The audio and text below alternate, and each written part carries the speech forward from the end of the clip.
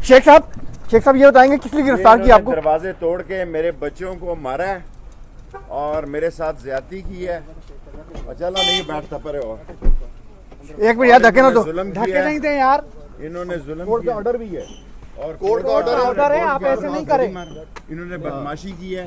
ये मसला थे, 100-200 लोग दाखिल हुए और मेरे मुलाजमों को मारा है, मेरे घर की तलाशी ली है और कोर्ट का ऑर्डर भी है। कोर्ट के ऑर्डर को बोल के माइक लाओ। ये सारे बदमाश हैं, ये शेख घरों साहब में दाखिल हुए हैं सीढ़ियाँ लगा के, इन्होंने दरवाजे तोड़े हैं, बदतमीजी की है और तमाम मुलाजमीन को मारा है और ज़बरदस्ती मुझे डाला है इन्होंने गाड़ी में और ये यहाँ लेके आए हैं। और आज ही जस्टिस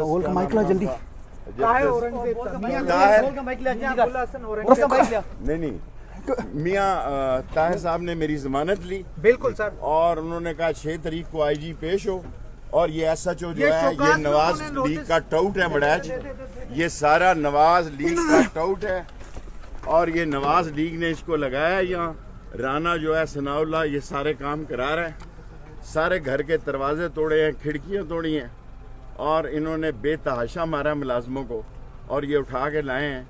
ये थाना जुल्म का निशान है। इंशाअल्लाह ताला हक की फतह होगी, इमरान खान के साथ हैं। Thank you sir, thank you. हटाओ।